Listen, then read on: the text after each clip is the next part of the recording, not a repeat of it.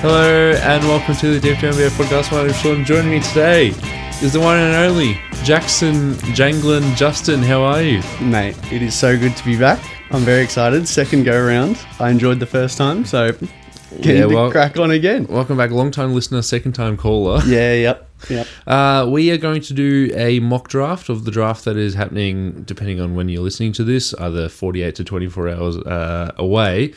But before we get into that, you are a fan of the San Antonio Spurs, and since we last spoke, you were about to go into the series against OKC, and you were very much like, look, they're supposed to beat us, but whatever, and you famously beat them. I was going to say, it might have even been before we were going into the series with OKC. Might have been like a Portland vibe. Yeah. Who did you play in the second round? The Wolves. Portland, Wolves, OKC. Yeah.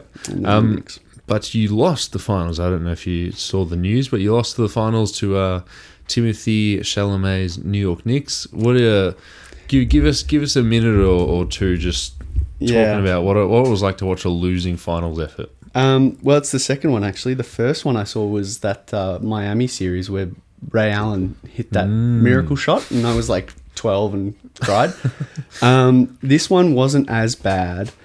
Partially, as I mentioned to you, the Knicks are like easier to root for than I'd say other teams in that, you know, they're a team full of like established vets who this might have been their last go of it. Like first and last, maybe. Yeah. Well, exactly. And it's good for a city that, you know, hasn't, as an Essendon fan, I can sympathise with not having won a, you know, final in a very long time. Yeah. So I think it was good that it was against the Knicks rather than us losing to OKC and seeing them win again. Yeah.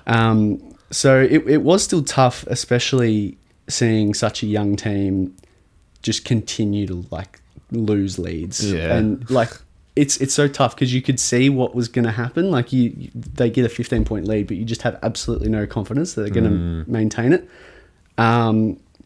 So yeah, it's bittersweet. Like it's a good thing in that maybe at the start of the year, you wouldn't have assumed that we were going to get anywhere near to the finals. But then it sort of cuts back and maybe the goalposts were moved a little bit in that, you know, the expectations change once you overperform and then you set yourself up for disappointment. But no, it was still really fun to watch and some very good memories from that. And, you know, you get to see Luke Cornett in Game 7 and it was a lot of good... a lot of good moments. Even though you did give up a lot of leads in the Knicks series, it was like, okay, well, you're a young team. Your best point guard is 20 years old and 19 years old, and Dylan Harper. Your best point guard in De'Aaron Fox shouldn't have been playing. Well, he was like our sixth best player. He was making the most money. Which was so like pretty horrible. You're a young team. You're supposed to give up leads like this, and then you ended up. It's fun. No one was really rooting for you. I was. I was. It was really interesting. It was awesome to go for the Spurs. But yeah, if you're gonna lose to anyone, it's gonna be this team that's like, you know, island of misfit toys, kind of like they're all they're here, really well built, and just incredible stories everywhere. But this is sort of like the 1 year of grace you get. Usually, it's like, hey, if you make the finals, you better win it, right? Where it's like Dallas with Kyrie and Luka Doncic, where it's like, oh, they'll be back, but you don't always come back. But you can pretty confidently say Victor Wembanyama is going to be back in the finals. Yeah, no, exactly. And I think that's also something that sort of takes or like prevents you from feeling too bad about that loss, is that they're going to be back over the next like 6 to 8. Like if you're keeping this core together of, you know, Harper, Castle and Wembanyama, they're going to get back there. Yeah. It's just, you know, is it next year, the year after? It is hard because you never know. Like Wemby next season might have a career-ending injury and they'll never get back with this core. So you never know. So there is that element. But if any team is going to get back to the finals, you would say it's the Spurs. Yeah. All right. NBA mock draft. You love drafts? I do love drafts of every type. When we lived together, we would meet in the kitchen and I'd make a coffee and I'm like, hey, how was your morning, mate? What have you been up to? Yeah, just did 2 drafts, mostly NFL, but yeah, just did a mock draft to see how it played out, see what I can get. Yeah, the Cowboys did this, and this, and it's like, awesome, bro. Next day, hey, how was your morning? Yeah, woke up, did a draft, did this one in bed this morning. That is peak unemployment if I've ever seen it. It's a good way to be. So yeah, I realized in the middle of our last pod that you love drafts. We obviously went on a bit of a tangent to talk about drafts. Yeah. And then it was your idea to come on and do a mock draft. And I've never done a mock draft in my life. I mean, I've obviously done some where you just go online and do it as you so well know, but I've never actually done a live draft like this. So I'm excited to see how it plays out, if it changes any of my perceptions about anything. If it's hard to do, like physically, like keeping the names down. Yeah. Do you have anything you want to say before we get in? Well, no, it's just this is the first draft in, probably 5 years of being deeply invested in drafts across multiple sports that I've actually done it with somebody else. Yeah. So true. Yeah, usually it's online with randoms across the world, isn't it? Yeah. Cool. Exactly right. All right.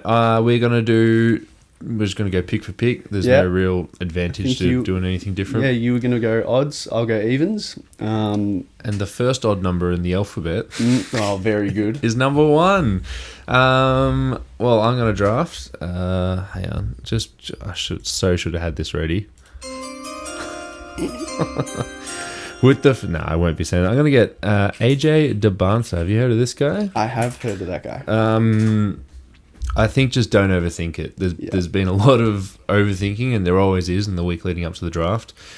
This dude is the best player in the draft. Do you have this as well, or what's your? I would agree. I think if Darren Peterson enjoyed playing basketball, it might be a bit closer.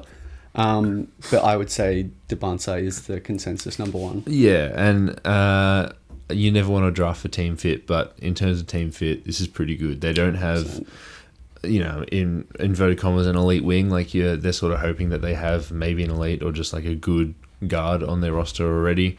But yeah, it's if AJ is going to play the 3 and the 4 for the rest of his career, and if his jump shot from 3 doesn't come around, then you've got a guy in Alex Sarr who, in theory, a lot of theory with a very young and unproven team like the Wizards, but in theory you've got a stretch 5 who can be there next to him for hopefully years and years and years to come. Yep.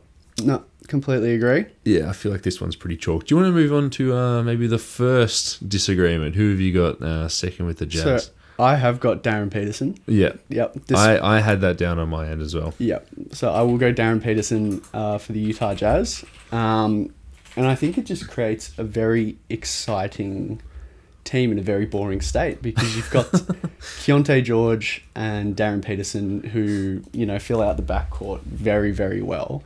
And maybe for some defensive deficiencies that they might sort of have as a pairing, it's kind of made up for by the fact that you've got Jaren Jackson and Walker Kessler, for the time being Walker Kessler, defending the paint. Yeah. So if you can just fill out that roster with a bunch of like decent 3-and-D guys, it looks pretty good in Utah. Like it's getting better. Yeah, it's getting a lot better. Well, you'd hope so as well, but it's been a while, a lot of awkward rebuilding. But for the weeks leading up to the draft, I thought Darren Peterson was just a walking red flag, right? Had all the injury stuff. You mentioned that he maybe doesn't like playing basketball that much. He was missing a lot of games for cramps, and meanwhile there's other players both professionally and in the semi-pro league of the NCAA tournament were playing through cramps, and everyone's like, okay, well, does he want to be there? He's not playing through this minor-ish injury. I don't want to discount cramps. He went out and did an interview and said that it was because he was sort of like, I don't know, not self-medicating, but he's giving himself creatine, like away from like the strength and conditioning staff's recommendations. He's taking creatine, which is like, oh, okay, why are you doing some sort of strength enhancer separate to your sort of team, whatever? Okay, that's going to change in the NBA. And then he has only worked out. He's only worked out for the Washington Wizards. He says, I deserve to go first. I'm the best player in the draft. He also said that he's a point guard. So don't play me at the 2. He averaged some horrible amount of, I think, looking at his assist turnover ratio, his assist to usage, his whatever the figure was. It's in the NBA. It only beats Cam Thomas out of guys who took like X number of shots. Really? So he's got an extremely poor playmaking number. I was going to say, I think. Actually, I can even just check it. Last season, I believe he had less than 2 assists a game. Yeah, which is awesome for a point guard. Yeah. I will mention 1.6. I will mention that the college game is 8 minutes shorter than the NBA. So 1.6. Let's just extrapolate that up to 48 minutes. Yeah. A lot of red flags, but the reason why I've just fucking burned him down so much. A few green flags. The first one is that his medicals were released to teams in the past 2 weeks. That as part of the new CBA, the draft guys have to release their medicals, and that's why he sort of shot up a lot of draft. Well, that's how some people are saying why he shot up a lot of draft boards, because teams are just not concerned about his injuries whatsoever. They've seen his medicals and they went, okay, cool, he's fully healthy, and now we need to start talking about him as a guy who can like potentially go number 1 overall. His management is a stupid little company called The Team. They also represent, the team also represents Keontae George. So there could be some posturing. Utah, we're seeing a little bit of a scary Walker Kessler free agency thing going on, where they're playing extreme hardball with a guy who you probably want on your team for as long as possible. So it could also be his management sort of saying, hey, stay away from Utah. If Utah don't draft a guard, then all of a sudden Keontae George has to get the bag. Even if they draft Darren Peterson, you probably want to give him the bag anyway, because he's really good and he's proven he can be like an all-star level guy. So there's that angle as well, which sort of turns those red flags for me into maybe sort of an amber flag. What do you think about that? Yeah, I would say amber flag's probably a good way to put it. But his comments about like, going in and needing to be a point guard does create like a bit of an interesting situation if he does go to, say, Utah, because it's like, would you say Keontae George is capable of being a starting point guard on a playoff team? Yeah. And is he fine to slide back to the 2 and have Darren Peterson at the 1? Well, I don't think so, because Keontae George's best defensive position is the 1. Well, exactly. Yeah. It's like, and I don't think Darren Peterson necessarily can defend, say 1 through 3. Like he's a big guy. Like I think he's 6'6", so he could probably, a 3 at best, but.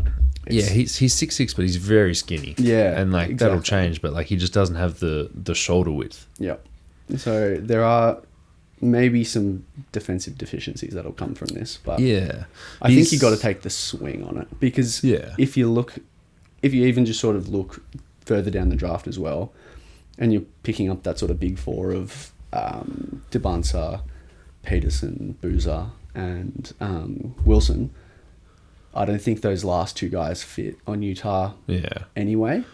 Maybe even in a Utah type situation, you'd be looking to move up, because a Debunsa would probably make a lot more sense to fill out their roster. But without a Debunsa being there, I think Darren Peterson probably does make the most sense. Yeah, it's interesting. I think this is obviously what we've both got on our board, but I think this is the way it's going to go as well. Yeah. 3rd overall pick, unless you had any final comments on... No.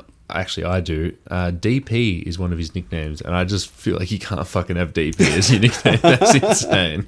Especially not in Utah. Pretty sure that's outlawed. Yeah, well, one of it is. With the 3rd pick, the Memphis Grizzlies, I have taken Caleb Wilson. Wow. The first change, and it's a little bit because I like Caleb Wilson, and I can talk to you about that, but I can also tell you how I don't really like Cam Boozer. Okay. I'm more interested to see why you don't like Cam Boozer.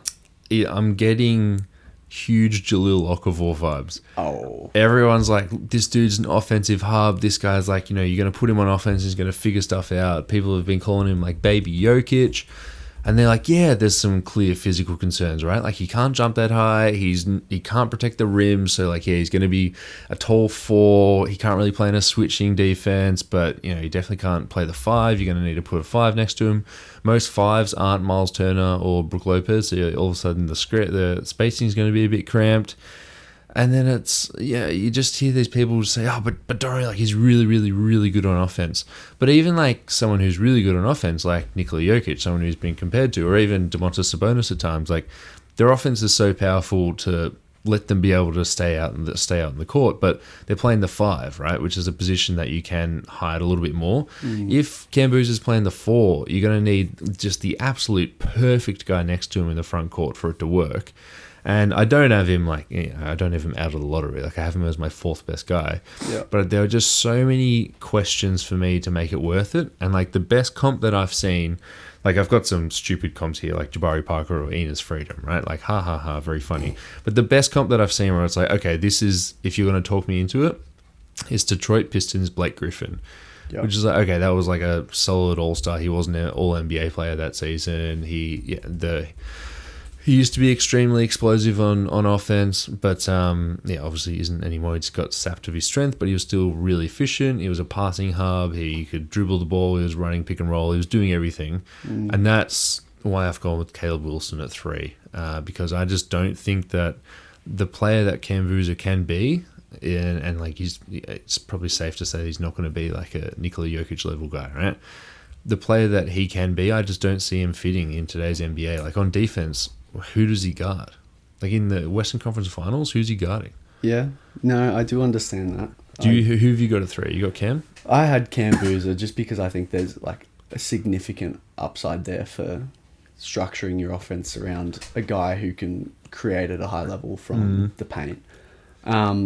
And I think, especially the way, like, I think for what he lacks in athleticism, he makes up for in like physicality in the way he plays, which kind of contradicts what I'm saying. But like even just watching the finals and especially the OKC series, I think physicality's like really coming back into the game. Like physicality, crashing the boards, being a really strong rebounding team, is becoming maybe more of a focal point than I would say it's been over the last sort of decade. I'd say we've seen like a lot of small lineups, and it might be shifting, or it feels like it's shifting a little bit. So I feel like, and like Caleb Wilson can do a lot of those things as well, but I think Cam Boozer, in terms of sort of upside, what he could be, forecasting if the stealing play hits, you could really just like run your offense around him. But I do understand the Caleb Wilson side of it. Are you doing it more of a value play, or do you think team fit works better for Wilson in Memphis compared to in Chicago? I think I also just don't want to see players go to Chicago. I just especially someone who's like raw on offense like Caleb Wilson, where it's like he's not going to pan out if he goes to Chicago, right? Yeah, no, I was going to say which I kind of feel bad for just pushing Cam Boozer into that point. But yeah, a little bit fit, but also I do think he's the best player. Like he's the best player available at 3. He might never average more points per game than Cam Boozer does, but I see a role for Caleb Wilson in the NBA. But also fit wise, this Memphis team would be running out Cedric Coward, Jalen Wells, and Caleb Wilson at the 4, and next to Zach Edey if he's good and playing the 5 and healthy, right? Yeah. That's incredible. And like Ja Morant, whether you just turn him into matching salary, like the CJ McCollum for Trae Young trade, or he's still there, who knows what he does? Like you can afford to have one really bad defender at the 1. That's a pretty sick lineup to start your rebuild. You've got malleability at all positions, and let's say they tank for one more year, or heaven forbid they try and do something in free agency, which just isn't really an option. If that's awesome, you can just slot in anyone to be like the go-to scorer there. Yeah. Caleb Wilson's got a little bit of a post game, which I don't think will work in the NBA because he's just extremely skinny. Maybe when he puts on more bulk, but guys like this, we've been asking Evan Mobley to do that for a while. He's just not going to be a post-up guy. If your body looks like this, that's the way it is, right? Which I guess is a point towards Cam Boozer. But there's no questions about Caleb Wilson's defense. Yeah. He's going to come in. He's just got. He's when you're watching his highlights, he's just got such mature reads already. His situation in North Carolina was also pretty horrible. Like he had 2 major injuries. One of them was a broken bone in his hand. He's playing through that. His coach got fired at UNC, and then they brought in a coach halfway through the year, and they just had to figure stuff out. So it's like, yeah, he was at one of the big schools, but it wasn't like a system where it's like, okay, you're going to get plugged in, then these guys know just how to use you. Like he wasn't in a dream situation, and he still floated, and he was injured, and he still floated up to join this top 4 conversation late. That must be pretty good. You might actually be making me come around to the idea of Wilson at 3, because for Memphis, it does make sense to take someone with his skill set, considering you have guys like Cedric Howard, like Wells and Zach Edey and stuff, because it creates, like, they're going to be better from the perimeter than Caleb Wilson is going to be coming in. So you kind of shield him from needing to develop that straight away. Whereas if you go to, like, if he goes to Chicago, who else, like, he's going to have to be the guy. Yeah, he's going to be playing with 3-point guards. Yeah, it's going to be really fucking rough. Just Chicago and whoever goes there. Like, I was going to say, like, I'm trying to forecast anybody succeeding in Chicago, and I just can't really do it. Yeah, and final point on your physicality. I get, the NBA is trending that way, where especially in the playoffs, there's a lot less calls than we've seen in most of our basketball watching lives. But I think, like, a guy like, and I'm going to mispronounce it, Hans Steinbach. Did you look at him much? Like, Hannes Steinbach. Is it Hannes, right? Something like that. Where it's like, okay, what do you do? Oh, you can't do much, but you can only offensive rebound. Okay, well, maybe we spend pick 14 just, like, throwing at a guy, or, like, maybe someone trades in, or the Thunder are there at 12, and they're like, okay, can we get him and just develop him for a year or two, and can we just throw him in situationally? Can he become Steven Adams? Can he do that? Maybe. I think a swing at a physicality play like that for a dude who is a bit like Cam Boozer, doesn't really defend the rim well enough to be the 5. He's been playing the 4 in college. It's much easier to make a swing for that. Okay, is this our physicality guy later in the lottery than the 3rd or 4th pick? Yeah. That is fair. If we're moving to the 4th pick now, I kind of, even though it's horrible to envision, I kind of just have to go Cam Boozer at 4. Yeah. And I feel like we've talked about Cam Boozer as part of that, so we probably don't have to go into too much depth about it. Other than, I guess, an interesting sort of like, look into the future of how would Cam Boozer actually fit with Chicago, because it's just, the roster's a bit of a mess. To be fair, it's whoever their, like, new head of basketball operations is, who got hired a month ago. Like, this isn't their roster. They've just come into this, and now they've got this disgusting thing. No, right? and to be fair, like, obviously, other than just looking at a consensus where you'd say you'd probably take Boozer over Wilson, I actually like Boozer a lot more for Chicago than Wilson, just because he actually can be somebody that you really build around. I'd say Wilson's more of that sort of supplementary guy that you plug in that isn't going to be a superstar, but he helps you win games. Yeah. Cam Boozer is a guy that you could, if he hits, you could build your roster around him and have him as the focal point of what you're going to be doing, at least on offense. Yeah. He would slide in at the 4, we're assuming, next to fellow power forward Matas Pazelis, who will be forced to the 3. The guy they drafted last year, Noah Senge, the French rookie, who 3-4 defender, can't really shoot. Josh Giddey, who plays the 1, but best position maybe the 3, can't shoot, famously. Patrick Williams, he's owed $54 million over the next 3 years. 3-4, can't really shoot. So they can play 4, maybe 6 power forwards and non-shooting 3s at the one time. Maybe they can get Tiago Splitter to come out of retirement and sort of be that player-coach role. Yeah. He can play the 5 and mentor him on the court. Yeah, I liked them as a Isaiah Hartenstein destination if the Thunder were going to re-sign him. There was actually a report today that says they will. Don't speak to us. Zach Collins, he's going to come off the books. But, yeah, in terms of, like, getting all those non-shooting power forwards into place, you've got Anthony Simons, who's going to be a free agent. Colin Sexton, I imagine he's just going to run away right to a contender. Trey Jones had a good end of the season after he was traded. Like Trey Jones. Rob Dillingham might have his 3rd-year team option declined. Yep.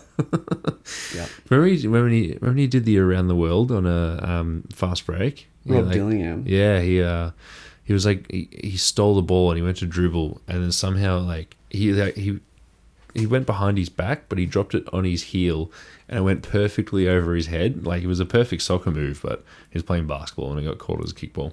Maybe when he gets his option declined, he can pursue a career in soccer. Yeah, we've sort of talked a lot about Cam Boozer. Was there anything else you had written down? Do you have any good comps for either Caleb Wilson or Cam Boozer? Cam Boozer, maybe like Carlos Boozer? Well, Carlos Boozer maybe. I was thinking perhaps maybe like a Paulo, less of the athletic Paulo. If you're looking for Paulo, the picture of athleticism. yeah, like I don't know.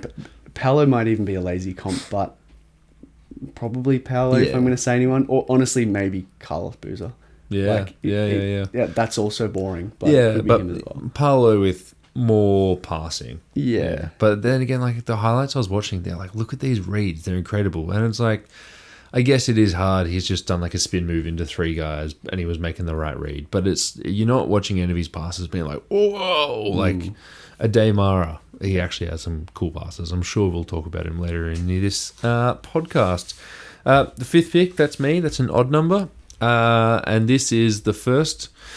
I had written down a trade idea that I was going to float you, and then you messaged me halfway through the day being like, hey, can we do trades? I want to trade this. And I was like, well, I've just written down a trade. So the Sacramento Kings zoned in on Darius Acuff early in the process. We're also entering the morass of 4 to 5 point guards and point guard only guys. Great word. Plus Brandon Burries, who I guess we're calling him a 2. But I have proposed a trade that the LA Clippers, who are just sort of in the business of acquiring value until Kawhi Leonard eventually leaves, that they trade down to the 7th pick with the Sacramento Kings, and the Kings can get their guy who they've zoned in on with Darius Acuff and don't have to worry about anyone taking him.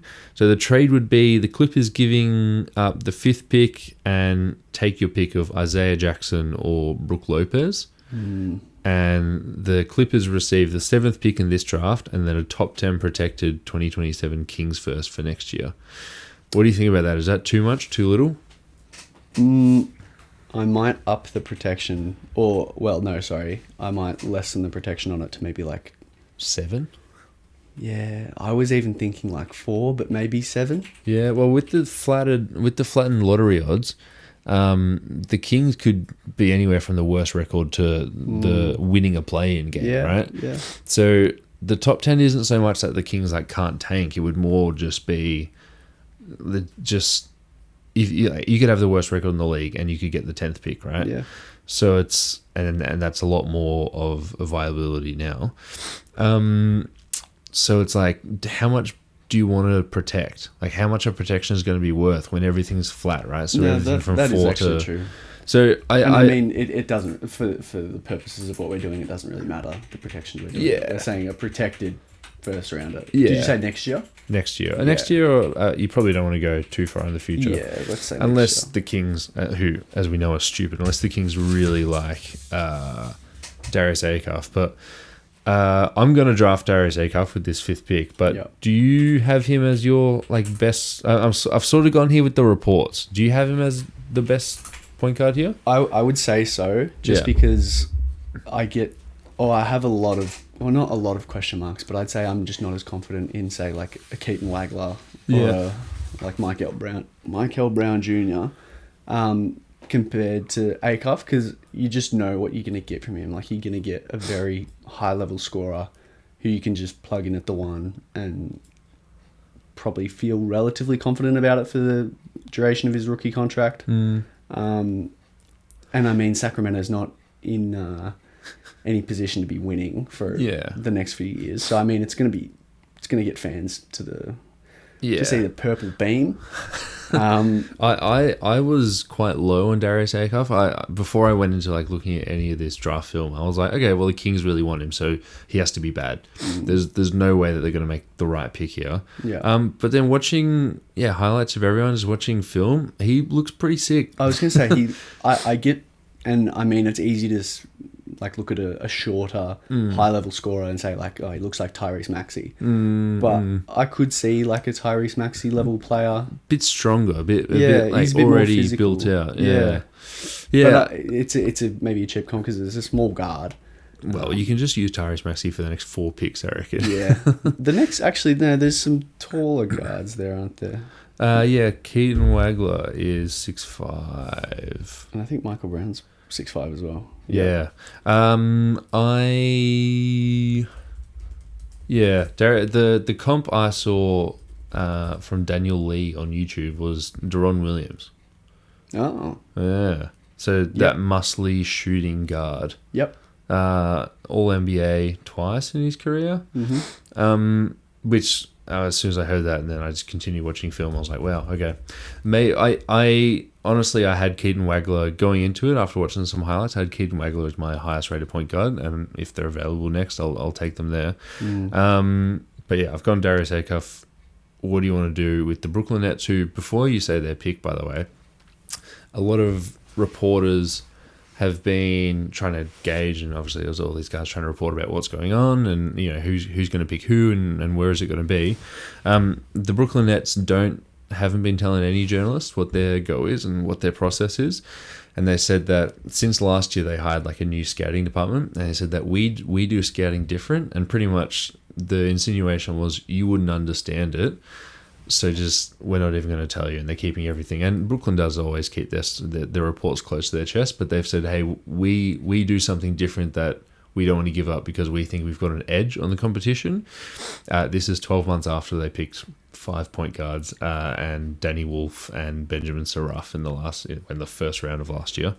So yeah, what do you do? I don't think there's a player on the board in this range who you can take for the Nets and be like, wow, that's going to make a difference. Yeah. Because it's like, you're going to be adding a guy that's either going to be, you know, Brown, Wagler, Fleming, fucking Jaeger Demon, Nolan Traore. Like, it's not a backcourt that you can have much confidence in no matter what route they go. So I think you just have to sort of take a flyer on somebody that can maybe provide some of the ancillary stuff rather than the primary ball handling, which is why I will have Keaton Wagler go to the Nets. He's a very good shooter, 42% from 3 last year on 6 attempts a game. And I think he's just a good guy to have on the roster. Like, it's good to have guys who can shoot. He's very lanky, needs to fill out a bit. But I think all the guys in this range sort of suffer from the same affliction of just not knowing how to lift weights. So you can kind of like pick your poison here with, and I was saying to you before we started, like the guys from probably 5 to 8, 6 to 9.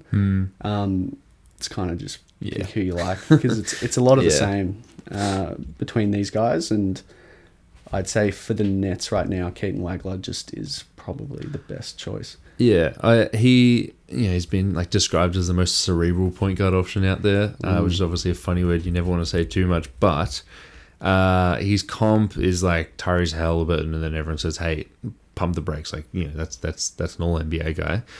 But when was the last time we saw a really cerebral point guard who's not small? So there's a 6'5" point guard.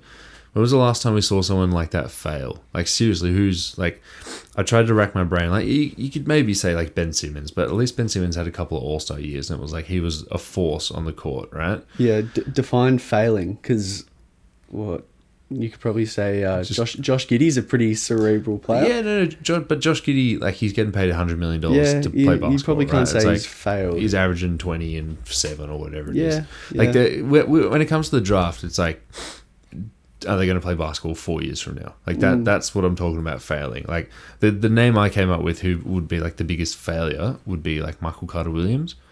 But even he played a bit of basketball, and it's like he was, you know, at his peak on a competitive team, he was like the third guard on Orlando's 8th seed playoff runs, which is a guy, right? Like he's a guy, and you hope to get something better with that than the 6th pick, but he's a guy. Josh Primo, that was a bit of a fail. Josh Primo, how tall was he there? 6'5", 6'6". Yeah, crap. God, he doesn't look it. 193. He never looked that tall. The meters in feet.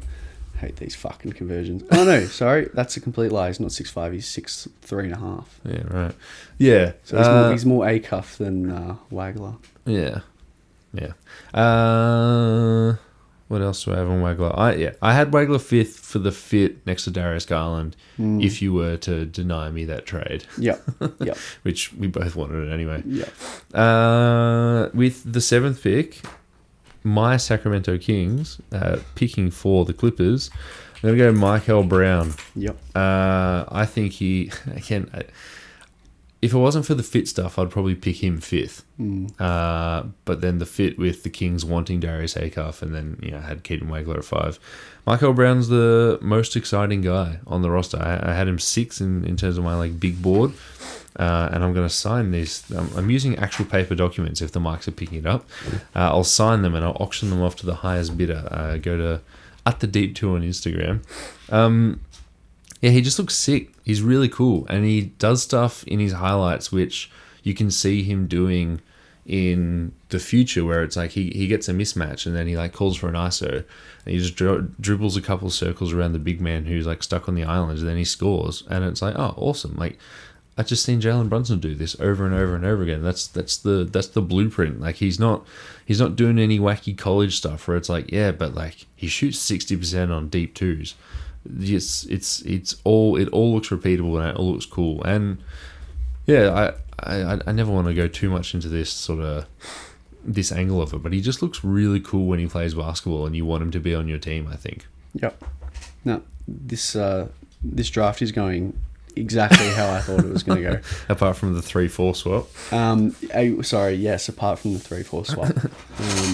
Because it's segued, if you don't mind me going straight into Atlanta's pick, segues exactly into who I think they're going to go for, and that's Kingston Flemings. So I'd say barring the 3-4 swap, any listeners would probably have this exact top 8 as well. I had that as well. Yeah. So Kingston Flemings to the Atlanta Hawks. And I think for where the Hawks are right now, a player like Flemings makes a lot of sense. He's capable of creating his own shot. He's a relatively competent 3-level scorer. And I think just in terms of where Atlanta is they've got a lot of really good role players. But maybe it might just be nice now to have a guy that can, take the game on when you need a really tough bucket. And I think Kingston Flemings is a guy that can come in and do that. Again, he's sort of that tweener-ish height. He's about 6'4", I think, from memory. 6'4", 6'5". So he's on the smaller side for what you'd want of maybe a 2. You'd probably play him at the 2. But I think he's just going to be very capable of coming in and even playing off the ball. He can hit a spot up shot quite efficiently. Mm-hmm. And yeah, I think just for a Hawks team that's already very talented, and will be back to the playoffs next year, a player like Flemings I think could it wouldn't hurt to have someone like him. Yeah, I have him as the worst point guard in this little morass. Again, you love that word. Yeah. But yeah, I still think he's... You including Braden Burries in that? I'm calling him strictly a 2. Okay, good. Because so am I. Because I would say I have Burries below Flemings. Yeah, and I literally do. Segue. I have Braden Burries 9th going to Dallas. Do you have that as well? I was actually, if I had the evens, I would have made a trade. Okay. At 9. If you had the odds, what's the trade? If I had the odds, I was thinking to maybe go the Thunder, trading, they have 12 and 17? Yeah. To Dallas for 9 and something. So a talent upgrade for Dallas, just inject young players into the roster. Exactly, just inject a bunch of young guys to sort of fill out the squad. Because I don't know if I love the value of Braden Burries at 9. I think you could get him later in the draft, or a similar-ish kind of guy. So I think it makes a lot of sense from both sides, because obviously OKC is sort of just, they've got a ton of assets, and it's probably time for them to be packaging a few together to go out and get guys that they really think can fill out the team. And I think that there is a guy, a very, very tall man, who would look very good for the OKC Thunder. Yeah. That tall guy I'm really interested to talk about. Because he could be shit. He could be shit. But in terms of your bowls that come through of 7'4" guys. Yeah. I think Ademara actually fills out. Oh my God. I was talking about someone else. Who are you talking Well, about? let's get to that. All right, so I'm going to take Braden Burry's ninth. Yeah. Braden Burry's, not only is he a good fit, he's like classic secondary ball handler, scorer. Someone next to Cooper Flagg, where Cooper Flagg can defend threes, 1 through 4. That's what we're projecting him for. Braden Burry's, in a perfect world, you'd want him to be your worst defensive guard, and then they've got the flexibility because it doesn't exist, but to bring in a point guard who can hopefully guard the best guard option and have Braden Burry's guarding the worst one. For example, in those Lob City Clippers, he would be guarding JJ Redick while the better guy would be guarding Chris Paul. There's also a lot of mucking around, and this is Masai Ujiri's Dallas Mavericks now.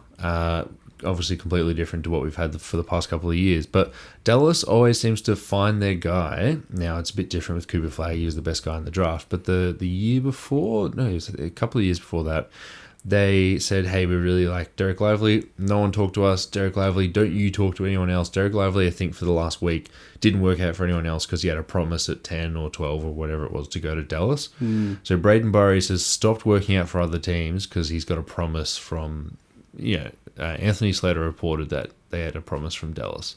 See, I agree with Burry's to Dallas. Yeah. I just don't like it at 9. Yeah. Which is like why I think my brain started churning of how does Dallas get down and still get him while accumulating some more assets and maybe making the Burry's pick more palatable in terms of where it falls. Yeah, especially because Dallas doesn't have their pick next year. So it's like, this is your call, man. Yeah. You've got Andrew Nemhard's brother, and Braden Burry's, Cooper Flagg, and Derek Lively, who, I don't know if you listened to the Deep 2 last week, but early on next season, Derek Lively is going to ring up the big 100 games played. Really? Yeah, in his 4th season in the league. Wow. Yeah, not good. That's fucking He'll be bad. running through the banner there. Yeah, literally. All right, well, let's go to 10, Milwaukee Bucks. Now, I know we didn't talk about... Oh, sorry, we kind of discussed it, but there's obviously the incoming Giannis trade looming, which I think at this point is all but a certainty. It's just when and where, basically. I think last time I checked, the prevailing reports were it's going to be Miami, and that'll net them, pick 13 or something like that? Yeah. So for the purposes of what we're doing now, we're not going to assume that trade's gone through. But it probably won't have changed my thinking too much anyway. Yeah. Because I'm going to pick Nate Ament. Yeah, okay, that was the tall guy I was talking about. Oh, he's not that tall. He's 6'10". Yeah. Yeah, it's tall, but that's not who I was talking about. But I think for Milwaukee, he probably just makes a lot of sense. Yeah, project type guy. Yeah, again, you're not going to be winning. Just sort of see what you got. Yeah. Accumulate assets and, Yeah, draft Thon Maker, the light-skinned Thon Maker, and just see if he can do anything. Because, if Giannis does go and you're just getting some middling lottery picks, maybe a future pick, then it's like, okay, well, someone's going to need to score. Someone's going to need to be the guy. Are you keeping Ryan Rollins and Kevin Porter Jr.? It's going to be maybe one of the worst watches in NBA history. Yeah. Game 1 through 82 of the Bucks next year. I was going to say Nate Ament shot under 40% last year. So it's going to be tough.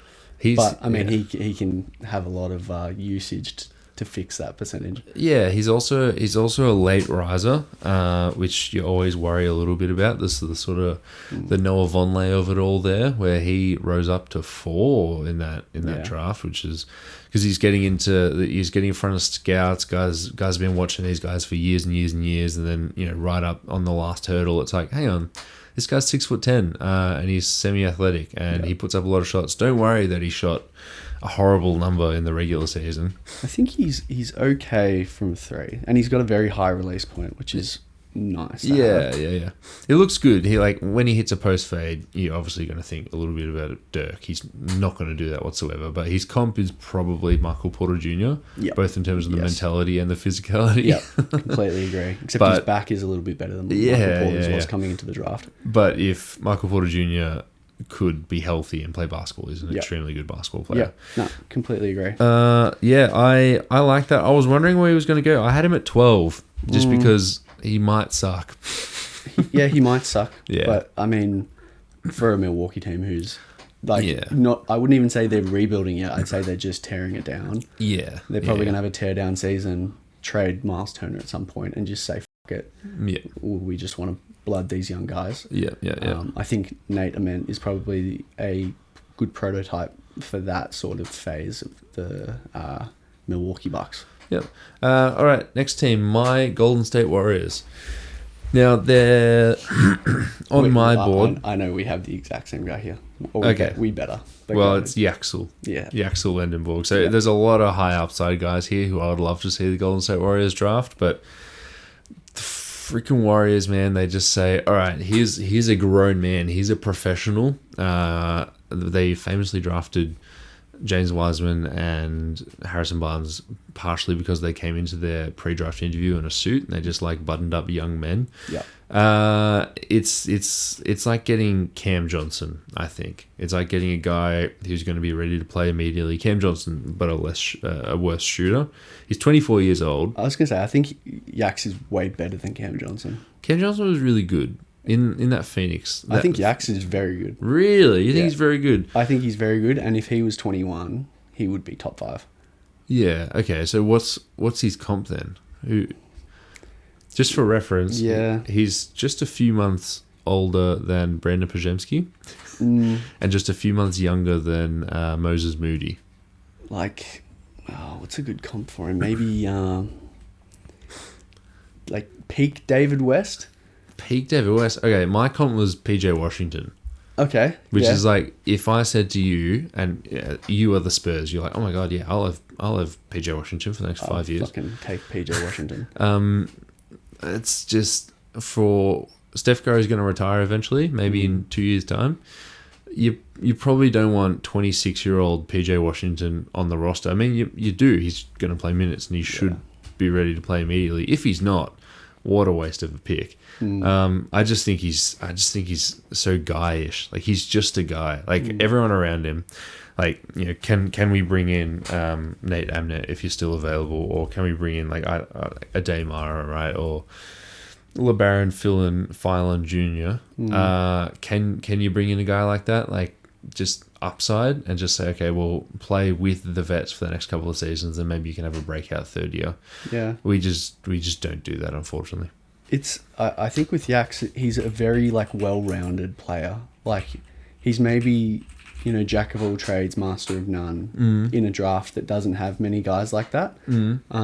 So I'd say he's a bit different and maybe is suitable for what Golden State's trying to do, which, because you're not tearing it down yet. You're going to just fucking ride Steph until his legs fall off. Yeah. So I think for where you are, like for what you were just saying of Steph is going to retire eventually, I don't think Golden State's accepted a mindset of like, let's start operating like Steph's going to retire eventually. So I think Yax is like locked in for going to Golden State if he's available. Yeah, I think he is as well. But he, like I said, I really like him, and he's very well rounded. Yeah, he can defend sort of probably 1 through 4, I would say, quite well. Yeah, maybe 2 through 4. Yeah, maybe 3 through 4. Maybe 2 with the size of 2s now. He can crash the boards. He's like very good defensively. He averaged over a steal and block a game. And he can hit the 3, like 37% from 3. It's not an exciting pick in terms of forecasting what he is going to be, but you know he's going to come in and be that like maybe 7th guy, 2nd guy off the bench probably, and contribute. Yeah, do you know Will Richard, our shooting guard? I do know Will Richard. Yeah. So he's going to be roughly the exact same age as Yaxel Lendenborg. So another guy who've got 3 years of team control. He's a cost-controlled role player who played serious minutes for us, which is awesome if Steph Curry was just 5 years younger and Jimmy Butler had 2 intact knees. Yeah. I completely get why you draft him, and I completely get if you're the Thunder and you draft him, even though that might be a bit of a reach. Like, I just couldn't see him getting off the bench there. But if you're any team who just needs a role player who's cost controlled for 4 years, do it. But like, we don't need that. Yeah, we're not. This is the guy. Like, if he goes to Charlotte, right? And it's okay. They're looking at just having a backup wing for 4 years. Where it's like, okay, cool. They're a couple of pieces away. They don't need any more high upside swings. They've got 3 really good guys on their team. That's okay, cool. This is your piece, but like we don't have the upside stuff anymore. Like who would you want? Say, well, Golden State fan, obviously. Yeah. What's your sort of best case scenario? Like if somebody fell, because it sounds like you're not too enamored with Yaks. I would love to. The Hawks have said that they want to trade out of the pick. I would love to trade into the Hawks and just get the last point guard. Just get the last point guard remaining. Even if it's like a Kingston Flemings? Yeah. Just get a guy in that tier. It's clear that there is a tier there. It would be crazy making another trade with the Atlanta Hawks, but maybe they can give us back Jonathan Kuminga. By the way, the Hawks are exploring Jonathan Kuminga's trade value. Do you reckon they can get much? I'm going to say no. I want to say they're not going to get all that much. I would love to see us trade up because the guys in this thing where it's like, okay, do you want Steven Adams 2 with bigger ears? Yeah, LeBaron Filan Jr. looks sick as well. He's got that. He's got the Mikael Brown bump as well, just by looking like a cool toolsy guard. But, and he's got an unbelievable name. That's just a very cool name. Yeah. But I think we have to trade up. And 2 years of Kingston Flemings or whoever backing up Steph Curry, and then year 3 jump in, because as opposed to year 3, the actual's going to be 26 turning 27, and it's like, well, no. Yeah.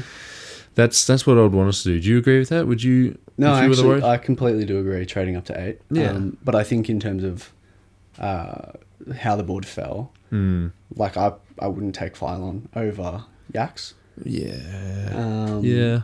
So I think you kind of. What about like a Cameron Carr? I didn't watch much on him. What does he do? Yeah. He's not very physical, but he's just a very exciting player, very exciting 3-and-D player who's going to knock down a bunch of shots, and is probably a more palatable asset to have in 3 years than Yaks. Yeah. Do you want to pay Yaks his second contract? Like, if you're generic basketball team A? Yeah, maybe not. Yeah. Maybe, I don't know. If it fell a little bit differently, I would take Nate Amnett over Yaks. Yeah, no, that's fair. Yeah. Would you take Ade Mara over Yaks? Not for Golden State. Yeah. All right. Well, next team, OKC Thunder. I will be taking it. Really? Yeah. I think horrible fit, but talent-wise, maybe. I agree, not a great fit, but if in a world where you're trying to stop that little freaky alien in San Antonio, who Oklahoma is going to play, even if you're just looking at Ade Mara's defensive skill set and being like, he's probably not going to stop him. Yeah. You still do have a 7'4" frame that you could potentially mold, and just say, look, this is going to be your job come finals. Like, we just need you to play 12 minutes of defense against Wemby. For a team that has a lot, maybe they have the luxury or the ability to maybe take this kind of a swing and say, look, if it hits, it's great. If it doesn't, who cares? Because do you reckon they'll lose Hartenstein? No, they're going to keep. They're going to bring back Hartenstein and Lou Dort. That's sort of been semi-reported. Okay, then maybe in that case he makes a bit less sense. But I'm going to stick by it. Ade Mara to. Yeah, his highlights look awesome. Like when he's passing to guys back cutting, it's like, oh my goodness, I've seen this. This is incredible. Yeah. But his lowlights are like he's a bit like me at Coburg on a Monday. Like just never looks at the ring. And it's like, man, you're 7'4", and unless he's got 2 feet in the restricted area, he's not putting up a shot. He has no offensive game other than passing it to a guy who's wide open, or not even wide open. He's a really good passer, but there's just no respect for his jump shot. And I was reading today, Sam Vecini said that some scouts are worried about his ability to stay conditioned and stay on the court. I might actually see a bit of young Hansen. Yeah. I could so see them going down the same career path. Yeah, I think he's 100% better than young Hansen. He is, but it's similar. Similar. And he played for Michigan this year, and they were keeping him to a strict 25 minutes per game diet, and they were subbing him out lots and often, just because he needed rest more and more and more. So it's like, yeah, I get getting the body just to throw at Wemby, but NBA conditioning is better than college conditioning. Yeah. But we'll see. He's another guy who has been linked to the Warriors for our 11th pick. I wouldn't like that. I don't know what I would prefer less, Yaks or Ademara. Because at least he's a project, but I don't think it's going to work. No. See, I think for me, the OKC fit makes a bit more sense just on like, if we can get this 7'4" guy to be able to competently defend Wemby, maybe there's some value in that at this spot, but I do understand your concerns with him going forward as well. Yeah, and if anyone's going to be able to do it, like he could be a really bad defender, but he's just 7'4". He's going to have Alex Caruso and Shea and Cassim Wallace around him. Yeah, he's going to be sharing the court with Chet or Hartenstein for most of the time.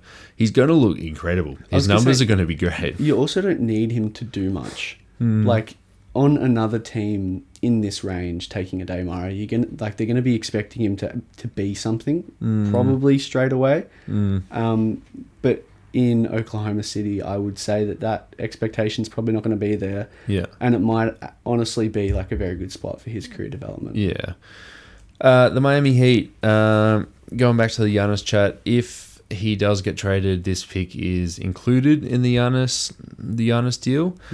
I've got two different picks. If the Bucks are taking it, I'm going to take a high upside guy. But if the Heat are taking it, which let's just assume, we'll assume the Heat are taking it. I'm going to pick Hannes Steinbach. How are we pronouncing that? Yeah, that sounds right. This is a team that just needs pieces. Maybe they could go high upside here. Because if they're missing out on Giannis, then they're not doing much. No, if Miami's making that pick, then they probably would be more on the upside play. Yeah. Well, when does Harness go? Like where? I think his range is maybe starts. I don't know if 13 is where it starts. I would say maybe like 15. You reckon it starts after the lottery? Yeah, honestly, I think it probably would start after the lottery.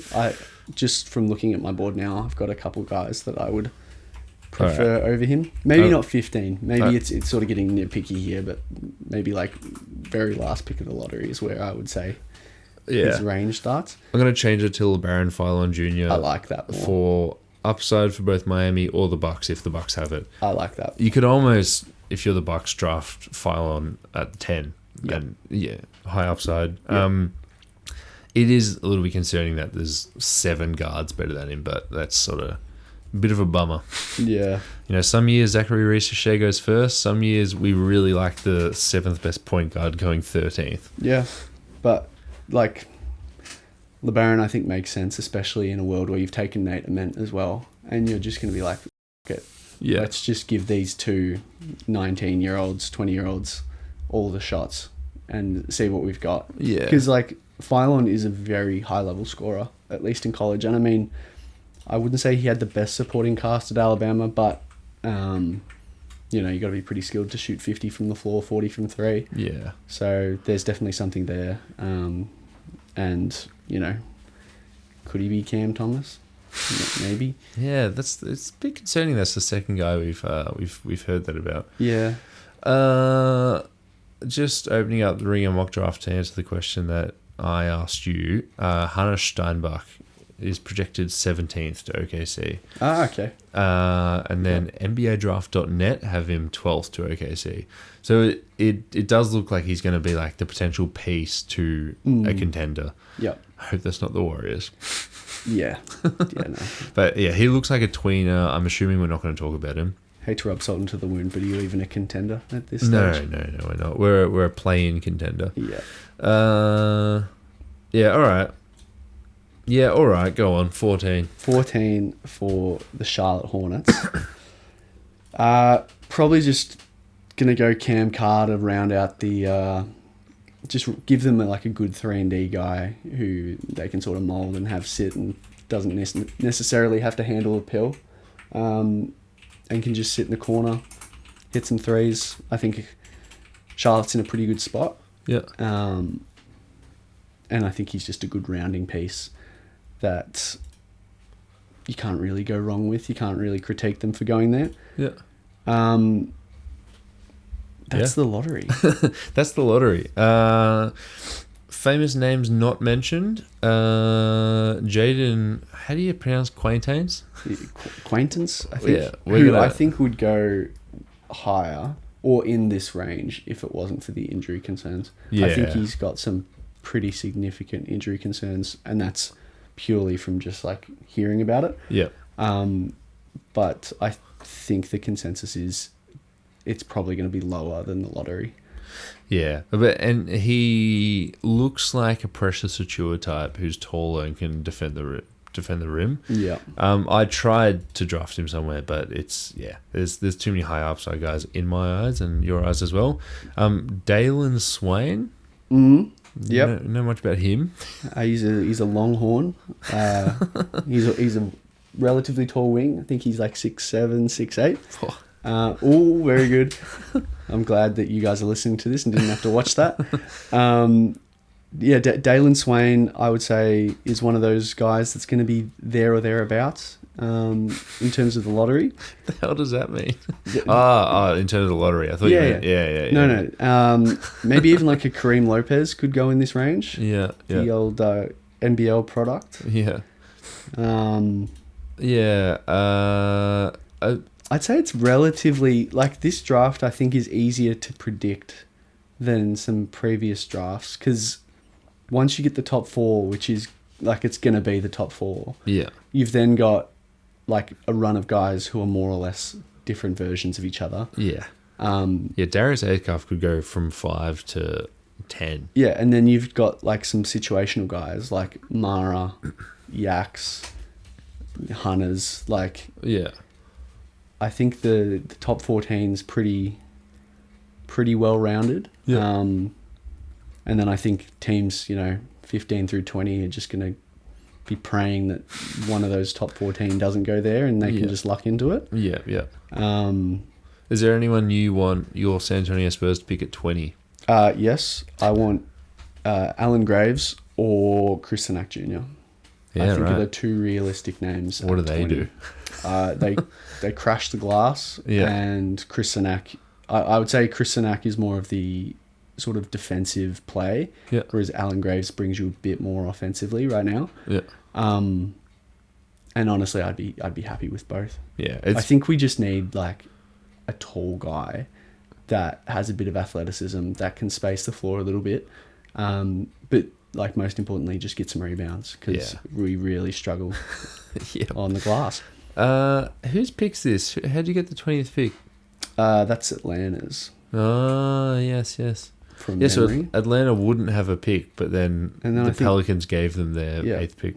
And then I think Cleveland has ours from memory. Yeah, they do. Yeah. How'd they get that? I couldn't tell you. Man, that is... Couldn't tell you. That's... How the hell did that happen?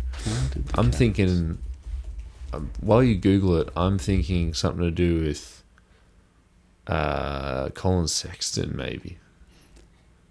Was it a swap worst? Oh, yeah. There's probably protections. Yeah, you probably had like... Oh, my God. Yeah, no, I've gone down a bit of a rabbit hole here on how this happened. I think it's just a swap worst situation. Yeah.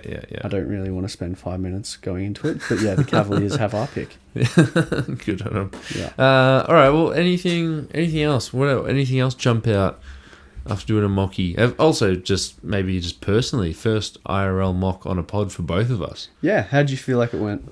It all felt good, especially because it's pretty chalk for the first 10 picks, and then I was like, oh, hang on, I had that Giannis dude or Hannes guy at 10. Hang on, who do I go? Oh my, who do I go? I should probably have had 16 guys' names written down. No, I know, because I was doing all my prep when I texted you today, just confirming we were doing the lottery. I was thinking we were going to be doing 1 through 30. Yeah. And I was getting to like pick 25, and I was like, my opinion means literally nothing here. Absolutely nothing. Yeah. I mean, it's good that like even the actual podcasters and writers, they're actually they're very skimming on like the 29th pick and stuff. Like it's just like, this is what he does.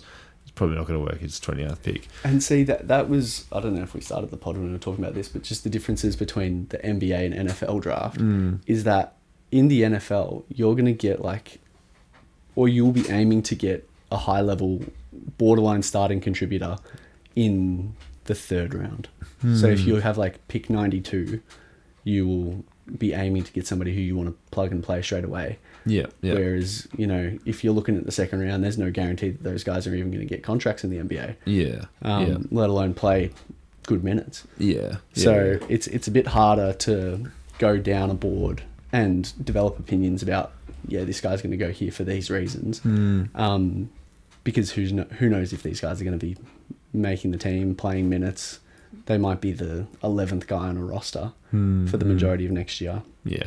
There's also just more guys on a football pitch who can impact winning, whereas like there's only 5 people on a basketball court at one time. That's exactly true. I actually had a point that I wanted to ask you on. It's going a bit off topic here. What do you think are going to be do you have like an opinion on 3 big trades that you think are going to happen this off season? For like the next week or just the whole off season? Let's go the whole off season.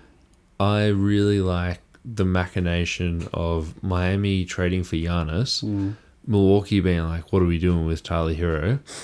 And the Pistons said that they're interested in receiving Tyler Hero as the third team and then giving Milwaukee something. That is awesome. Just skip the whole Jaden Ivey experience and just get the best outcome for Jaden Ivey. Would it be like Ron Holland? Isaiah Stewart? Yeah, if you're... Well, the Celtics have interest in Isaiah Stewart, be that with or without Giannis. So get off Isaiah Stewart's money. Probably a bit hard for the Celtics because then they would have to dump money elsewhere. But Ron Holland would have to be the piece going back. Maybe you can give some picks, but like Detroit is in the East and they're going to be good, right? So their pick's going to be 25 to 30 every year. So maybe Milwaukee get 1 or 2 future Detroit picks and Ron Holland and say, okay, well, we've just entered this draft with Giannis. We're leaving with the 10th pick, the 14th pick or whatever it may be, the 13th pick, and Ron Holland. That's pretty good considering the trade packages that have been discussed, which is like, okay, Jaylen Brown, what are you going to do with Jaylen Brown? Maybe you can actually just get more for Jaylen Brown. But I reckon you could get more for Jaylen Brown. Yeah, I reckon you could actually, now that I think about it. What do you think about that? No, I really like it. Although, like, you would say, well, no, it's non-negotiable that Miami is getting the best piece of that in Giannis. Yeah. But what the fuck are they going to do? Like, Giannis next Miami to Bam is not... Yeah. It's not very inspiring. They want Giannis next to Bam because represented by the same agent. So Bam's sort of like the hook to get in. That's why they've been sort of involved in these rumors from the start. But that's really good on defense. And then so you re-sign Norman Powell, like he's going to be your scorer, shot maker down there. And also once you have, like, build it and they will come, right? Like once you're there and you have Giannis and Bam, then all of a sudden your mid-level exception is the most valuable one in the whole entire market, where like a veteran goes, what am I going to do? I want to play basketball and I want to win a title and I want to play 30 minutes a night. Well, that's the best 30 minutes I can play in the whole entire league. So all of a sudden you get the top pick of that second tier, mid-tier free agent. Yeah. So Norman Powell, mid-tier free agent, Giannis, Bam, and all of a sudden you just need 5 more players and you've got a playoff rotation. I saw an interesting tweet the other day, just about, it was primarily about a Giannis trade and then subsequently how to fill out the roster. And a guy floated trading for De'Aaron Fox. Miami trading for De'Aaron Fox and sending like Wiggins and like Davion Mitchell or something like that. Was this after they get Giannis or if they... After they get Giannis. Yeah. I think you've been a bit hopeful as a Spurs fan. You don't reckon Andrew Wiggins and Davion Mitchell? No. Sorry, I didn't even mention Andrew Wiggins would be starting next to Giannis, right? Yeah. He's a fine 3-and-D role player. And De'Aaron Fox just embarrassed himself 5 times in a row on the biggest stage. And to be honest, I'm not a supporter of trading De'Aaron Fox this offseason anyway, because you would be trading the guy at his absolute lowest. Yeah. Like, of course, there is a scenario where he does get worse, but you would, tip a guy who's historically been very, very good. Yeah. To be able to come back from something like this. And I think it was very evident that after the Minnesota series, I think Game 6 he got injured. Yeah. He was injured He was injured down the track, and like you can look at the questionable, very questionable decision to take that layup in Game 4, but you can also sort of cut the guy a little bit of slack. He thought he was faster. Yeah, but he shouldn't have said that. Like, if he had not said anything about it, you'd feel better about it. But saying, I thought I was faster than OG Anunoby's, it's a pretty stupid thing to say. Yeah. But I mean, if you think about it right, if he tries to dribble it out for another 4 seconds, takes 4 seconds off the clock, which obviously turned out to be very, very valuable, there's no guarantee that he's going to make the free throws anyway. So... He's not a great free throw shooter. Yeah, but he's not like Mitchell Robinson, right? Like he makes one of them, all of a sudden the tip from OG doesn't win it. Yeah, no. You can't. Yeah, the crux of what I'm trying to say is that I don't think we should trade him now. Yeah, there's a way that you can have Dylan Harper start, De'Aaron Fox off the bench. Yeah, this is the absolute bottom of his value. You don't... Smart front officers don't make trades like this. No, exactly. Exactly. And, if you want to start, like we were just saying, if you want to start Dylan Harper, which I think you as the Spurs should definitely do that, you can... There's, 96 minutes of guard basketball in a game? Something like that. Yeah. So there's a way that, you can give your 3 best guards 32 minutes a game. Yeah. Something else I want to say is just the Wolves to do something. The Wolves what is that though? Well, I just got the news up. They have interest in Ja Morant, but stuff like that where it's like, okay, we've got these large salaries, we pretty much have to trade them 1 for 1. They're out of the running for Giannis. They've been outbid there, but just do something. Just bring in basketball players and just keep throwing stuff up and hope that it sticks, because they're sort of on the clock already for Anthony Edwards when he becomes a free agent in 4 or 5 years from now. Can you trade Rudy Gobert? Plus, now all of a sudden the draft's going to happen. Their 2032 or their 2033 pick's going to become available. So it's like, okay, Rudy on an expiring contract plus their 2032 first, which you've still got their swap in 31 or whatever. Yeah, we traded one of them, I think, for Sacramento. You did, but that's. They just need to do something and do something again. Problem is, it's probably not going to work, right? There's a report here, RJ Barrett is drawing trade interest. Like, that doesn't move the needle at all. Who do you say is more likely to get traded out of Gobert and Randall? Probably Randall, because Gobert will just be expiring. Yeah. Or maybe, I think he added 3 years, 100, so maybe he's not expiring. But Gobert fits with a lot more players. Yeah. Randall, you can't do too much with him. Yeah. Also, Randall, I just don't think you can win an NBA championship with Julius Randle as one of your best players. No. But they've got something good in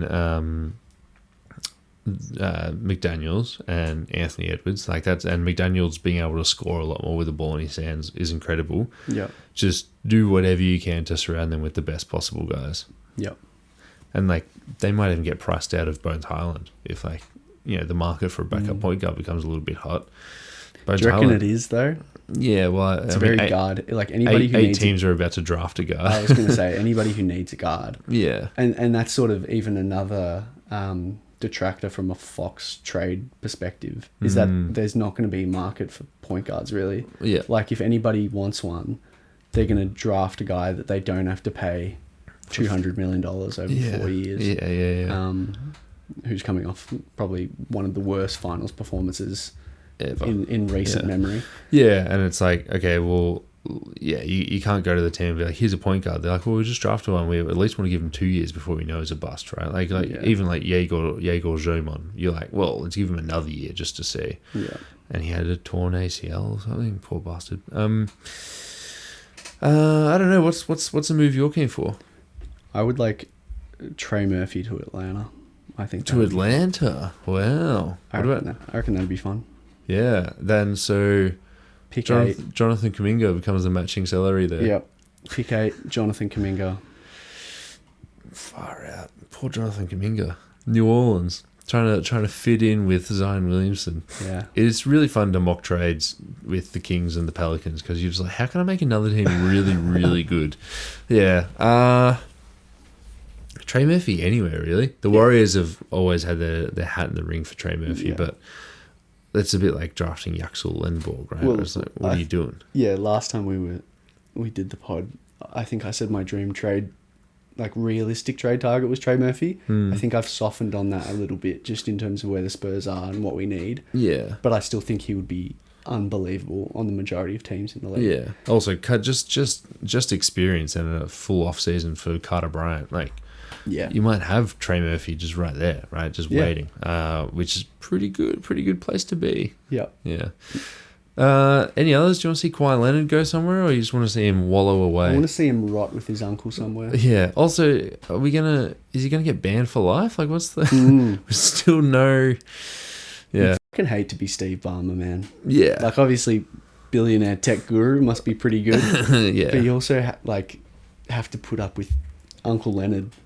And Kawhi. Yeah. Celtics could pivot to Trey Murphy if they don't land Giannis. Yeah. But then, what are you doing? Like, you've got is Jaylen Brown involved in that? I don't know what. You would rather have Jaylen Brown. Yeah, I don't know how that's gonna work. Timberwolves have interest in trading for Derek White, so maybe if the trade is Derek White in some way going out and Trey Murphy coming in, but that seems like shuffling deck chairs on the Titanic. See, I haven't paid too much attention to Boston this season. Why? Like, where are the rumors, or where's the necessity coming for not blowing it up, but like reshuffle or retooling? Yeah, because they're still a good team. Yeah, and their star basketball player tore his Achilles. Yeah, and it's fair enough. You lost embarrassingly in the first round, but it's fair enough that you lost because this team, this was a gap year, right? Yeah. And they brought in a guy who dodged the tax haven for him in Nikola Vucevic, but he shouldn't be playing basketball. Yeah. And it was no wonder they lost and he couldn't play at the end of the basketball games. Yeah. I don't know why it's not a retool, but then like what's the move if it isn't a big Giannis deal? And I think if they get Giannis, I'll put them in like if they get Giannis. Would 100%. you if it's just Jaylen Brown, right? Just Jaylen Brown and the Bucks do whatever they want with Jaylen Brown, would you put them in the same tier as the Spurs and the Thunder? Maybe like tier below? Yeah, but like not the typical A, B. It'd be like a tier of just the Celtics, and then B. Denver. Yeah. Yeah, well, actually, Denver's trying to save a lot of money this offseason, which is awesome. I don't feel good about Denver. No, it's shocking. Aaron Gordon, that's who I'd love on the Spurs now. Yeah, Aaron Gordon with a time machine. Yep. Yeah. Anything else? I feel like the trade buzz has just been very Giannis centered, which I mean, fair enough. And once that falls over, then the rest will sort of fall into place. Nuggets are interested in Bogdan Bogdanovic. Okay. They can get him on the minimum, which is cheap. Yeah. And if it's only a 1 year deal, it's subsidized by the league. Great. Keontae George, Jazz unlikely to sign an extension. It's interesting what the Jazz are doing, because then the next report is Walker Kessler and the Jazz far apart. If he just picks up his qualifying offer, although he might not want to because he's just torn his shoulder at the start of last season, wants to make a lot of money. If Keontae George isn't on the Jazz, I probably feel better about the Darren Peterson pick. Yeah, but what are you doing? Like, what are you doing? Your young point guard breaks out. Like, what? You can't tank. No, exactly. It's they have to keep Keontae George. Yeah, and I don't know why they're playing hardball. Like, some people say that the Nuggets go a bit too far with being nice to their players, where it's like, Jamal Murray, here's $50 million a year before you were an all-star, and Michael Porter Jr., here's a max even though you've played 10 games. But like, at least when those guys become free agents, they don't even get to become free agents. They extend them as soon as possible, which isn't always the best way. But the Jazz are doing the opposite here, where it's you're playing hardball and you might eke out $5 million overall, right? You might eke out a bit of value. It's almost not worth it. It's almost not worth it, creating like a culture. A culture and that relationship with one of your pillars. Because the $5 million is probably just better in his pocket than it is in yours. Yeah, and then Keontae George might say, okay, well, instead of a straight 5-year deal, I'll do 4 years plus a player option. And that's just one extra year where he can opt out, become a free agent, and then you have to pay him more because the cap's gone up. Yeah. Or he says, okay, well, I want to leave, and he can leave a year early. Yeah. Yeah. That's the thing I feel like most teams don't understand in a lot of leagues is the cap will always just go up and up and up. Like what you're paying, what you think you're losing out on by paying a guy right now is going to save you so much in the long run. If it's the right guy. Like, I can understand if you're worried about paying like Zachary Reese a share, right? De'Aaron Fox. But we know that Keontae George is good. So there's no point playing hardball. Yeah. Like, as you said, the cap's going up. We know he's really good at basketball. Yeah. All right. Well, that's the pod. That's an hour 20. Wow. Yeah. I knew you'd be shocked. Time flies when you're having fun. Yeah. Any final comments? I guess we've just done 20 minutes of final comments. But I think we did that last time as well. The final comments. It just keeps going. Yeah. But no, this was good. This was fun. It's called talking with your friends. Yeah. I'm excited to see how the draft plays out. Maybe post-draft, if we want to come back together and we can talk about what's happened in the world of basketball since then. You will always be welcome back on the Deep NBA podcast. Thank you very much. Jackson, thanks for coming on. Thank you, mate. Hang on, I forgot to play the outro. I was going to say, you also played no... funny bits. No funny bits. Yeah. Next time. Next time.